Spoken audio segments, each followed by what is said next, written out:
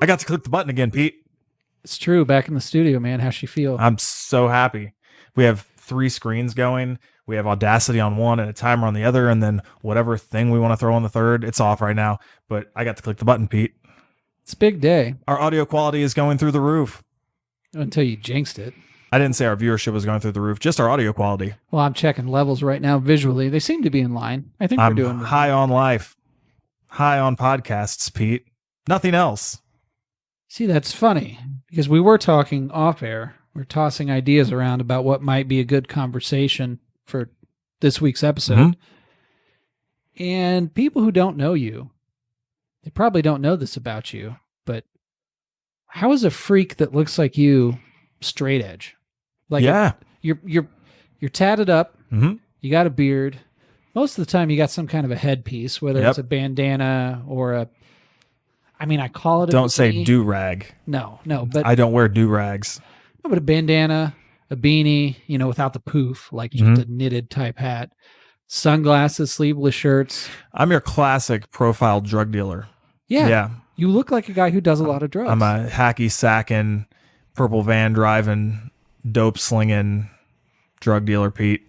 But it's even beyond. I mean, so there's the steroid, whatever, that everyone just assumes wrestlers. Gotta be. The needle. Can't get that big naturally, dog. Gotta be gassed. Yep. But what's up with the drugs, man? Yeah, it's never been my thing, Pete. I mean, you've known me since I before, not even before I claimed straight edge, I suppose. So yeah, I've been straight edge since I was 16, and I found out what it was. But in actuality, I have been longer, Pete. I just had never heard the term before. You were a mark your whole life. I'll agree.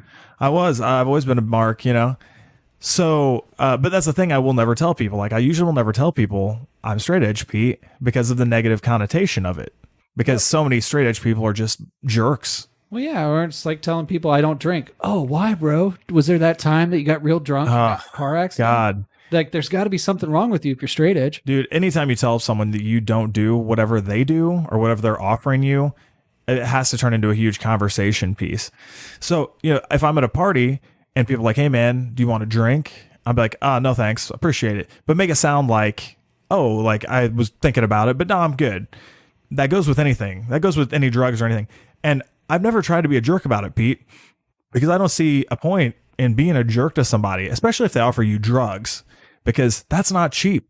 So if somebody wants to offer me drugs, I really appreciate the fact that they want to offer me $10 to $50 of whatever they have, and they're willing to share the wealth. What if they go all training day about it? You were going to snort this Coke. What, to me? Yeah, gun to your head. Snort it. Oh, it's never come up. Thank God. But I have been very peer pressured into doing a whole lot of things, Pete, and I just haven't done them. For example? Before I went to Japan for the first time, my trainer, who always thought it was stupid that I was straight edge, he may or may not have tried to get me to do many illicit drugs. Shoot, should we beep his name?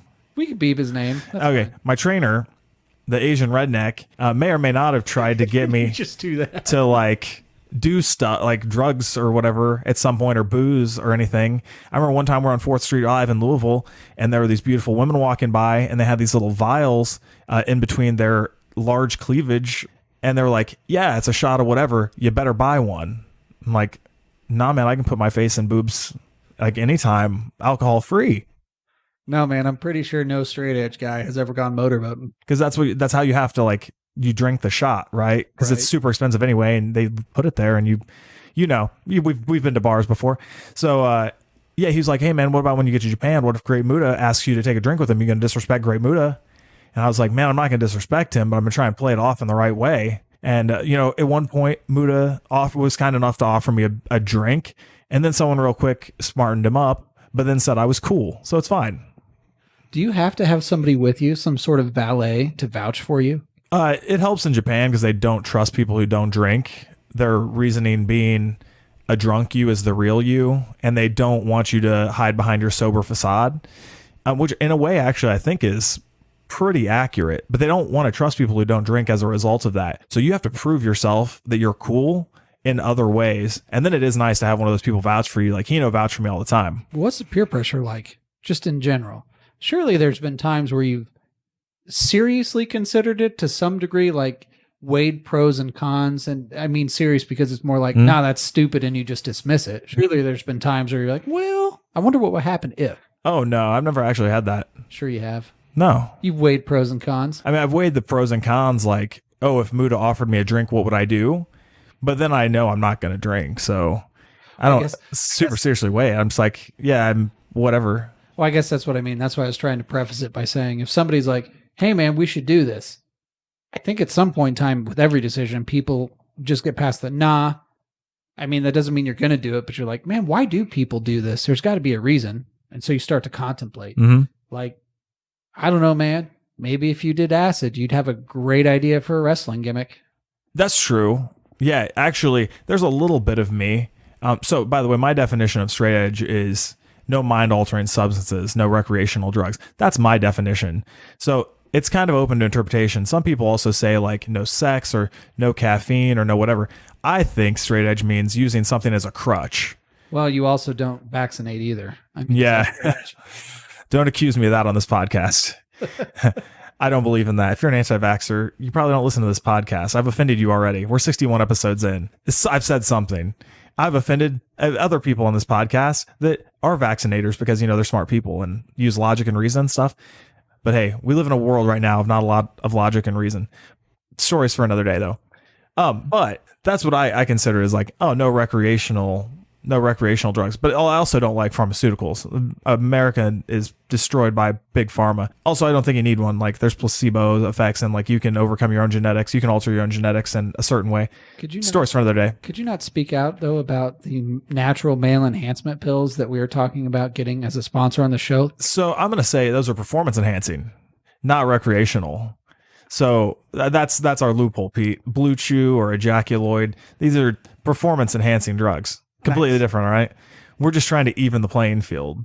I don't know the sexual veracity of your wife, but like, let's just say she has demands and you need to enhance your performance. What with the advent of the internet, people have expectations. You're not fighting just against yourself now. You're fighting against everyone else, okay? The whole internet. Yeah, social media. Instagram. You're fighting against Instagram perfection. They're the villains, yes. Yeah. So, anyway, all this being said, I did attend a friend's bachelor party a few weeks ago, and as we got down there, this unnamed person might have thrown out like, "Oh, hey guys, I brought some weed and some acid, but we can't overdo it on the acid." That's the caveat. Just hey, as much weed as you want, but go easy on that acid. Well, he didn't have much, and I don't know the street value of acid. So the fact that he brought just a handful of hits, that's up to him, man. He doesn't even have to share if he doesn't want to share. Now, on that, I will say that maybe in my head, I did weigh the pros and cons a little bit.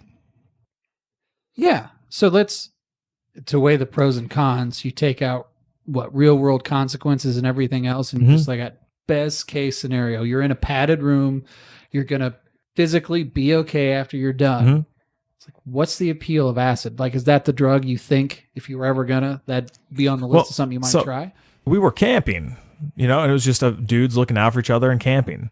And most of the people probably wouldn't have been all on it at the same time. There's going to be some people who don't do it. The losers, like I've been for 33 years, apparently. But I will say, if there's two things I've weighed out the pros and cons of before, it's LSD and it's mushrooms. LSD, huh? Well, acid. Well, yeah, but I mean, LSD is like the government grade.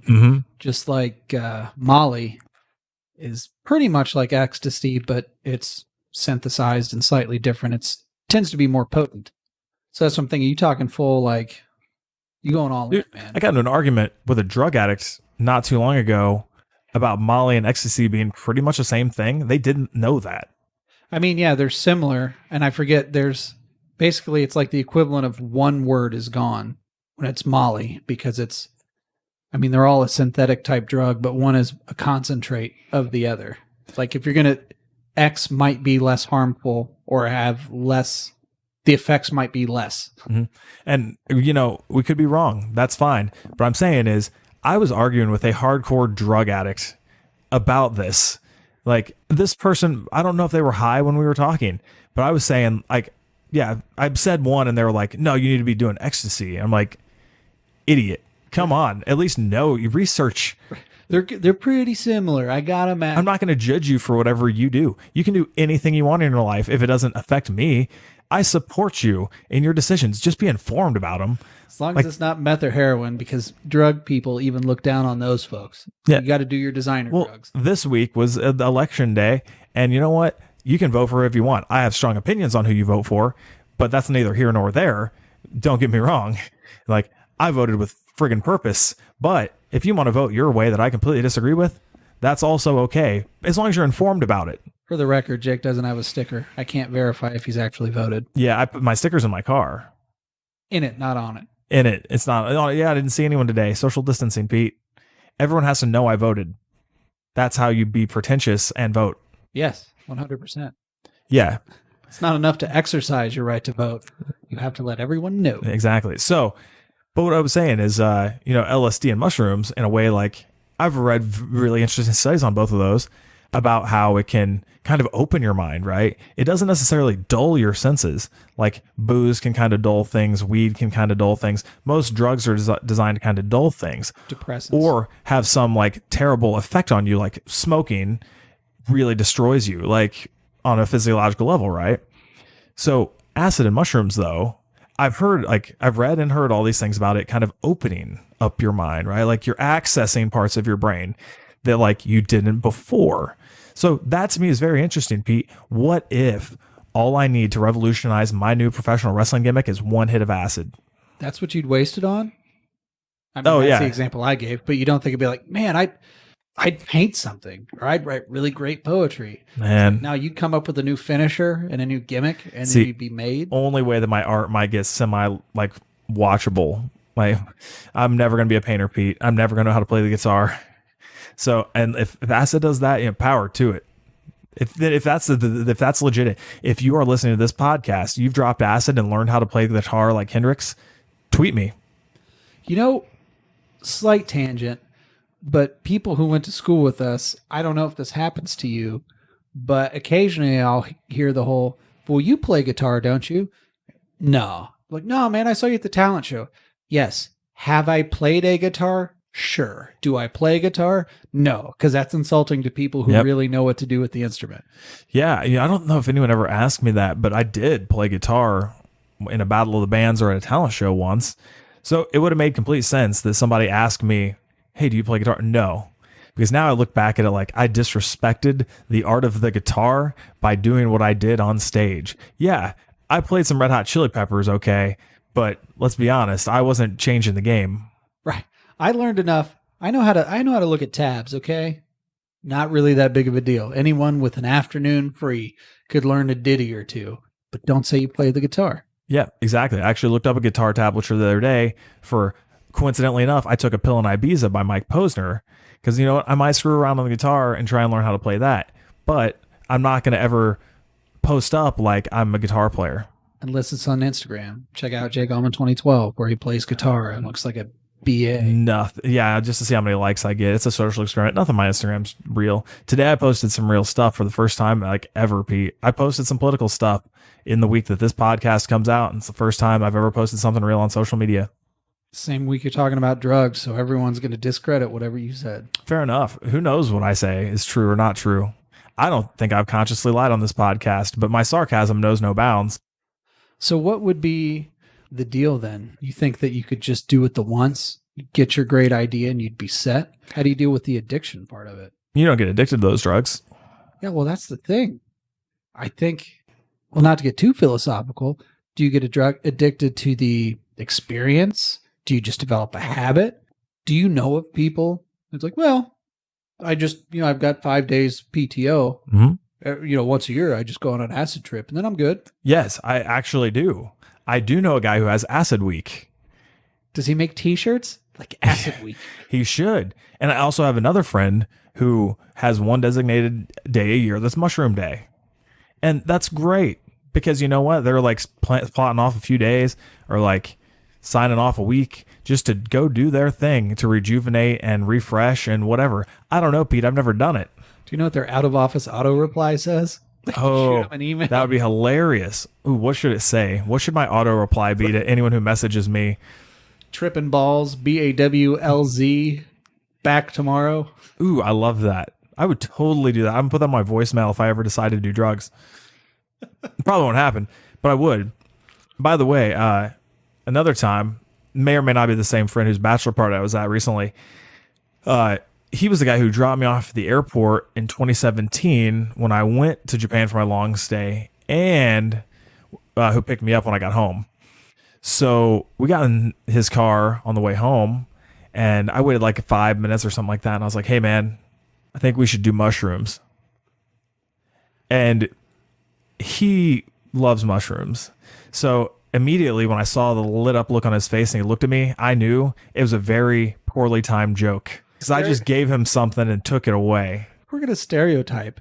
Is this like when you're dating and you're young and maybe you get the nod from your significant other, like, hey, tonight's the night. Maybe it's going down. Is that what you did to him? I did. Yeah, I let him think that he was getting it. And then I took it away. Like, the thought hadn't occurred to him before the night, which makes it worse. Like, he didn't go into the night knowing that that was going to be a thing that he wanted and look forward to more than anything in life. That he was going to get this gift. And then I took it away. I felt really bad about it because I'm such a sarcastic guy. And I figured he would have kind of known. But then again, I came back completely changed. I was a different human being by the time I came back. And I was at a very rough, low point in my life when I came home. So who knows? You were vulnerable, susceptible to influence. Maybe that would have been the time. Yeah, maybe I should have. God, I should have done mushrooms. Do you have bad trips with mushrooms? Is that a thing?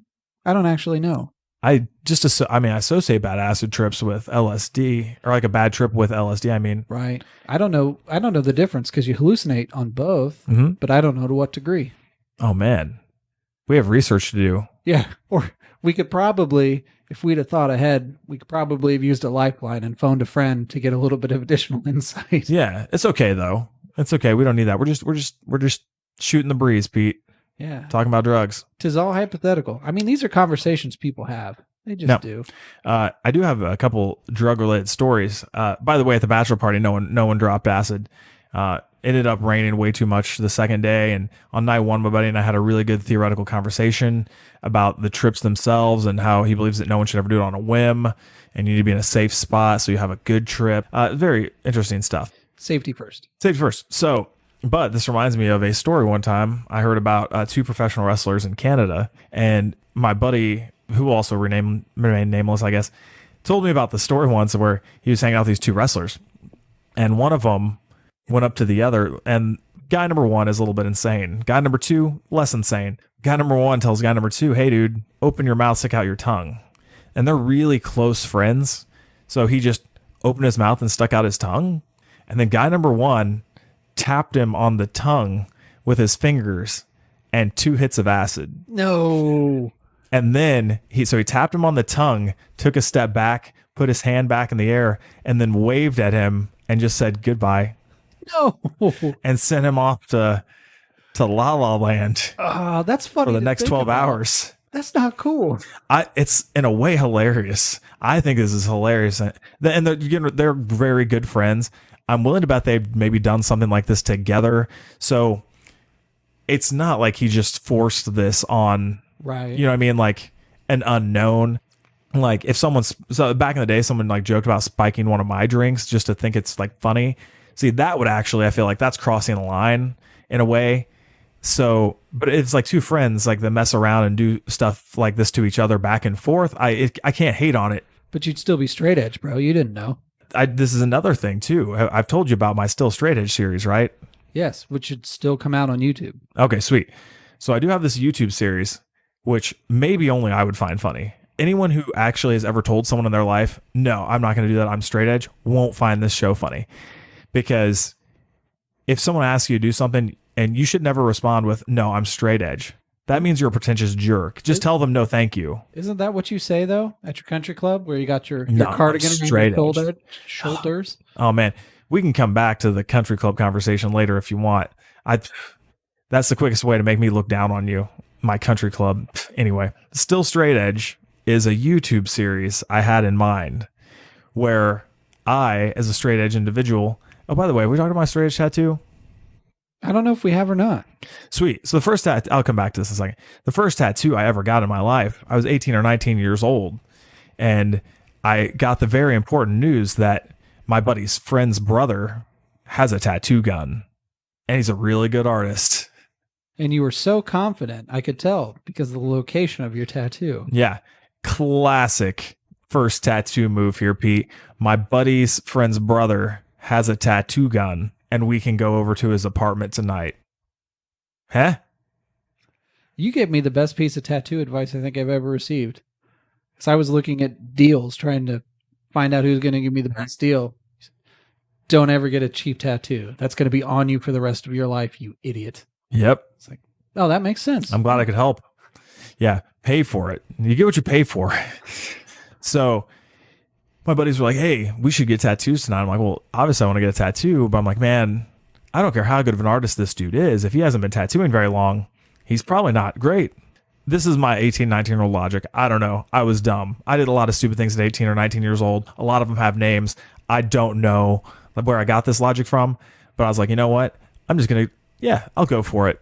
So we go over, and a couple other people get tattoos. I don't remember how many. Tony gets a tattoo. I want to say someone else got a tattoo.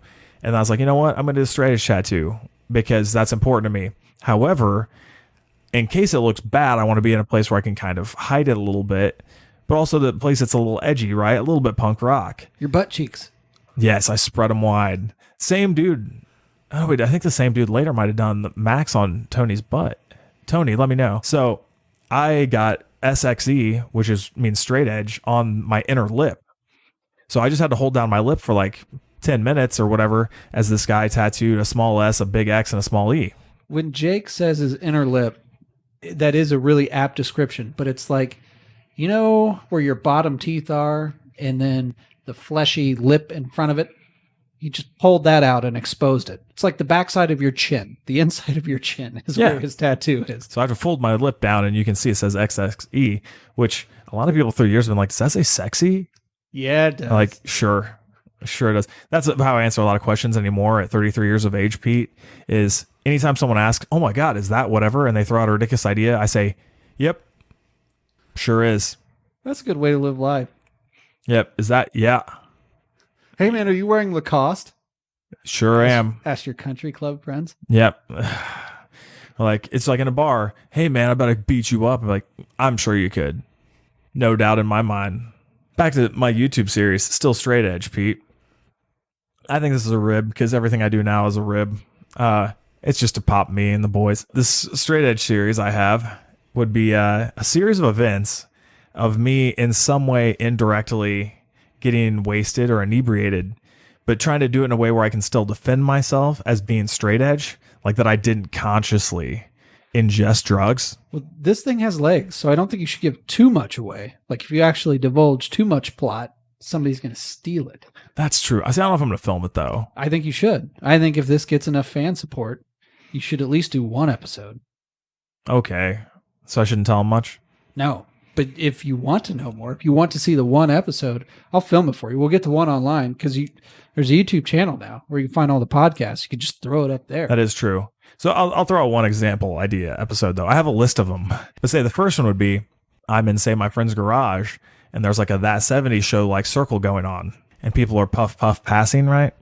The person next to me takes a big hit and goes to offer to me, and I'm like, no, I'm straight edge. And they're like, oh, okay. And then they take another hit, and then I get nose to nose with them and wait for them to exhale. And then I'm like, and I inhale it in as hard as I can. And then I wait for a second, exhale. And then I look at the mic or the camera. I'm like, ooh, still straight edge. I think it's got legs, man. I have like 8 episodes at least. And I know you have episodes too. We've talked about this before. Some of them we don't know what they are anymore. Well, I like that they're like 90-second spots. Mm-hmm. It's just funny. It's just little blurbs. I do whatever happens to me, and then I'm like, still straight edge. How many straight edge people do you think that would piss off? All of them? Yeah. People who take it seriously. And I don't mean like the lifestyle seriously, but just are way into the zen of straight edge and the whole like, I don't know, the whole douchiness of it. Yeah. Like craft beer people. Mm-hmm. Are you drinking a Bud? Oh my God. And then they have to expound upon Exactly. how The uneducated people you who are. just have to have something to be indignant about would be Yes. very indignant about this. By the way, side note, little history on Straight Edge, because people probably are wondering. It came about in the 80s because of a fellow named Ian MacKaye in a band called Minor Threat. Ian MacKaye, also best friends with my idol, Henry Rollins. And it started as a counterculture movement in punk rock because all these punk rockers were getting all wasted and trashed all the time. And then these other kids were like, that's stupid. You're ruining your lives. And they saw a lot of people die. And they're like, so we're going to be straight edge. We're above that. So we're drug free. Above the influence? Above the influence. Yeah. That's cool. Same deal. You know, I would even get above the influence tattoo because it's a cool symbol. Well, the lip's taken. Where would you get that? Yeah, I don't know, man. I don't know what places I want to get any more tattoos. I am going to get another tattoo here really soon. But it goes Nemo? into. Ooh, I did have a great idea for a Nemo tattoo back in the day that I never implemented. Story for another day. But on the Story for Another podcast, I can talk about the next tattoo idea. Yeah. So where we're going on that about the more stories about being straight above edge. the influence. Don't be a pretentious dick. Yeah, I think that's pretty much it. We talked a little about shrooms, a little about LSD, about me not ever doing drugs. I've never done any drugs, Pete. I don't even like pharmaceuticals. I have to be in some real pain before I take anything. Like every time I've gotten stitches, I refused even pain meds. I think it's important to be honest on this podcast. You hit the needle all the time. Yeah, I'm diabetic. Still straight edge? Still straight edge. I'm kidding. I'm not diabetic. Yeah, I give blood though. Yeah, I've done plasma. I've done plasma. I've done plasma. I've done like reverse plasma where they take it. Oh, like out I've given plasma. I've never done plasma. Would that mess you up? Too much plasma? I don't know. Like how you can get high on oxygen. Dude, the first time I had to go to Japan, I didn't have any money, and I sold about $250 worth of plasma over the course of a few weeks to try and get more money. Plasma's a moneymaker, man. Yeah, it was $50 for the first 5 times you go at this one location in a really bad part of town. I really didn't trust the sterility of it, but I also needed to get to Japan. And then you used it to buy mushrooms. Full circle. Yeah, I don't even know where you find those. Mushrooms? Just saying, yeah. I don't know. That's not a popular thing anymore. You've been I don't think it You've is. been riding along with the police lately. You know where to find drugs, I can right? find you some stuff. Yeah. Yeah, in the city we grew up in, I'm sure you know all the spots. They're probably the same as when we were in high school. Yeah. I don't know if the old port is as popular as it once was, but I think we should do that. I've got a truck. Your 5-0 buddies definitely cracked down on the Port Cicero activity. I've got a truck, and we can find some others with trucks, and I think we should just park there, turn on the radio, relive old times. Hell yeah, let's throw on some country music. I think people will instinctively know and just flock. Our old boys, SP and CB, and they'll all be there. I'd love to run into any of those dudes from high school now, especially since I've blossomed so much since high school. Oh, you know who confirmed that for me recently, Pete? Shut up. Your mom. You're Your mom may or may not have confirmed recently that life since high school has treated me really well. such a dick. Did she compliment my looks, Pete? Yeah. Did she compliment my physique, Pete? Yeah. Did she compliment me on living my dreams? It's true. These are all things that now in my mind, I'm trying to plot how to like not offend your father and still be respectful to your mother, but give her a hug with like one of those half cheek kisses thing just to one up it. Yeah, You good hug my luck. mother. Do you know where my parents live? Yes, I know where they Oh, live. yeah. Okay. Well, yeah, maybe that's not a veiled threat. Good luck, Pete. I need to know the hours that your father will not be home. He's always home. Shoot. Yeah, he's always home, man. Except for today, he's working the polls. Well, dang. What am I doing here? And not like working the polls like a lot of my ex-girlfriends used to work polls, but like my dad is working the election polls today. Did I tell you I voted? Civic duty. Yeah, but I don't see your sticker. Yeah, I'll be honest. I even voted for somebody who has long since dropped out of the race, but I felt like I needed to. A vote for Mickey Mouse is essentially throwing your vote away. Oh, I didn't even double check that you could write in the ballot. I know you can, Oh, yeah.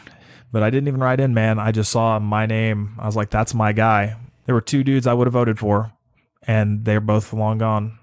But now maybe universal basic income and Medicare for all are good ideas. Maybe people realize that now that we're in COVID, but no, doesn't make sense. Don't worry about that. Doesn't make any sense. Nah, Only if you're a Nancy, some kind of communist Nancy. If that's who you want to be, that's cool. Yeah, if you're a listener to our show, it's probably not the case. Why don't you just move to France? Be with your own kind. I spent a long time in France, actually. It was beautiful. Isn't that where you wore women's clothing? Oh, yeah, I wore women's clothing sometimes. I look really good in it. Women's sweatpants suit me. Anyway, this has been Off the Drug Pod, and I'm Jake Owen 2012. That is Multimedia Hustle, and we're at Off the Cliff Pod on everything, and we appreciate you guys sticking with us, and we're very glad to be back in studio.